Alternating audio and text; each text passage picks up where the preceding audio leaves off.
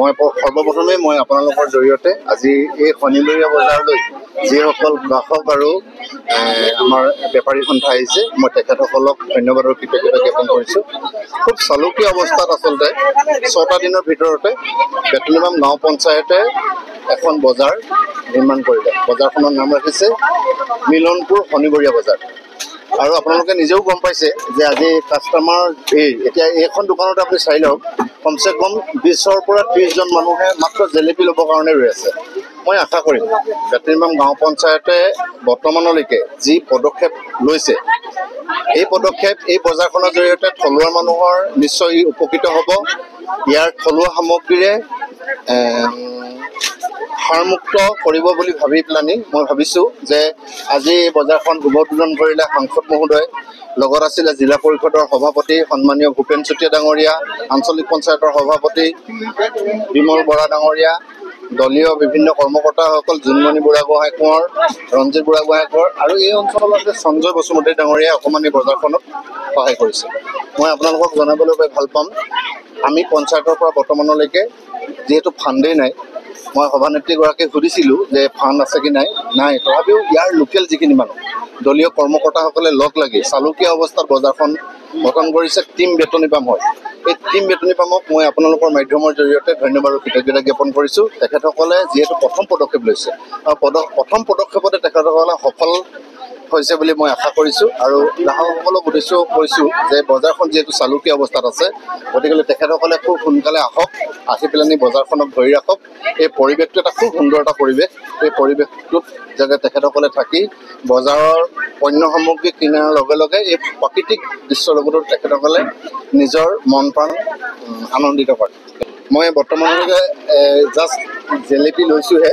ইয়াৰ পিছতে মই কাপোৰ দোকানৰ পৰা অকণমান কাপোৰ কিনিম বুলি ভাবিছিলোঁ। যথেষ্ট কাপোৰ দোকানী আহিছে, চেণ্ডেলৰ দোকানী, জোতাৰ দোকানী আহিছে আৰু যাব সময়ত অকণমান মাংস লৈ যাম। আৰু আমাৰ যিখন বজাৰ আজি বেতনিবাম পঞ্চায়তে প্ৰতিনিধি পোনপ্ৰথমে আমি শুভেচ্ছা আৰু ধন্যবাদ জ্ঞাপন কৰিব লাগিব, কাৰণ তেখেতলোকৰ চিচিবগাঁও সমষ্টিৰ ভিতৰত তেখেতে আজি প্ৰথম পদক্ষেপ লৈছে, এটা সুন্দৰ পদক্ষেপ। এই পদক্ষেপ আমি ধন্যবাদযোগ্য সদায় দেখিবই লাগিব। ইয়াতে উপস্থিত আছিলে আমাৰ সাংসদ প্ৰধান বুঢ়া ডাঙৰীয়া, জিলা পৰিষদ ভূপেন চুতীয়া ডাঙৰীয়া, মণ্ডল পেচি আপোনাৰ সভানেত্ৰী আছিলে জোনমণি কোঁৱৰ ডাঙৰীয়ানী আৰু বহুতো আপোনাৰ গণ্যমান্য ব্যক্তিসকল আছিল। ইয়াতে চিচিবগাঁও ইতিমধ্যে পঞ্চায়তৰ প্ৰতিনিধি ইয়াতে উপস্থিত আছিল, ৰূপা বাইদেউ। আৰু ইয়াতে আমি সুন্দৰ পদক্ষেপ বুলি তেখেতলোকক ধন্যবাদ জ্ঞাপন কৰিছোঁ। ইয়াতে আপোনাৰ বহুতো যিখিনি সামগ্ৰী ইতিমধ্যে পাব লাগে সকলো সামগ্ৰী ইয়াতে উপস্থাপন হৈছে আৰু ইয়াতে বজাৰ কৰ বিক্ৰয় কৰিছে। যথেষ্ট সংখ্যক ৰাইজ ইয়াত উপস্থিত আছে। আমি সাধাৰণতে বিচাৰিছোঁ আমাৰ চিচিবগাঁও সমষ্টিটো আচলতে উৎপাদনশীল, যিহেতু খেতিৰ লগত জড়িত। তেখেতলোকে লোকেল বস্তু, যিখিনি লোকেল সামগ্ৰী, মাছ মাংসকে ইত্যাদি কৰি এই সামগ্ৰীখিনি বিক্ৰী কৰাত যথেষ্ট সুবিধা হ'ব বুলি আশা ৰাখি এই ৰূপামণি বাইদেউক পুনৰবাৰ ধন্যবাদ জ্ঞাপন কৰি মোৰ চবৰ উত্তৰ দিয়া। যিহেতু বজাৰখন আমাৰ যিটো প্ৰশাসনিক বিষয়া, আমাৰ চৰকাৰী বিষয়া, তেখেতলোকক আমি অনুৰোধ কৰিছোঁ যে তেখেতলোকক আমি এইটো সুন্দৰ পদক্ষেপ এটা ল'ব কৈছোঁ। তেখেত সাংসদেও ইতিমধ্যে আশ্বাস আমাক দিছে, যিহেতু ইয়াতে খুব চালুকীয়া এখন বজাৰ বহিছে। তাতো আমাৰ যিখন এতিয়া ৰাইজ আমাৰ তেখেত 2-3জনৰ ভিতৰত তেখেতলোক যথেষ্ট পইচা তেওঁলোকে ইয়াত খৰচ বহন কৰিছে। আমি পোনপ্ৰথমে আমি কৈছোঁ যে ৰাস্তা পদূলিৰ পৰা আপোনাৰ যিটো উন্নত পৰ্যায়লৈ লৈ গৈছে, বজাৰখন এটা সুন্দৰ পদক্ষেপ ল'ব বুলি আমি ভাবিছোঁ। কিন্তু ইয়াতে আমি তেখেতলোককো তেখেতলোকৰ এটা সাহাৰ্য পুঁজি দিব বুলি আমি আমাৰ প্ৰধান বুঢ়া সাংসদ ডাঙৰীয়াক আমি আহ্বান জনাওঁ। দিনটো আমি বাছনি কৰি লৈছোঁ। আজি এই বজাৰখনৰ শুভ উদ্বোধন হৈছে। এই মুহূৰ্তত নিজকে আমি বেতনিবাম টীমে বহুত সুখী অনুভৱ কৰিছোঁ, যিহেতু ইয়াত বজাৰখন খুব সুন্দৰভাৱে ৰাইজ সমাগম হৈছে। আমাৰ সন্মানীয় সাংসদ ছাৰে আহি উদ্বোধন কৰিছে।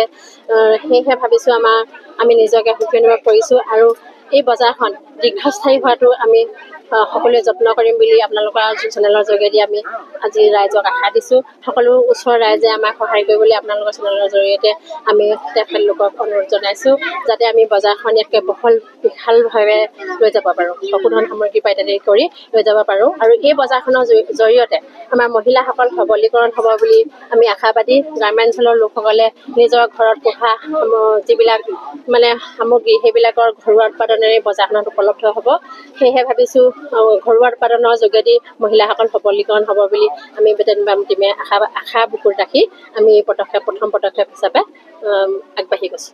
যিকোনো খবৰৰ বাবে যোগাযোগ কৰক 7099017330 লগতে 7099017110 নম্বৰত।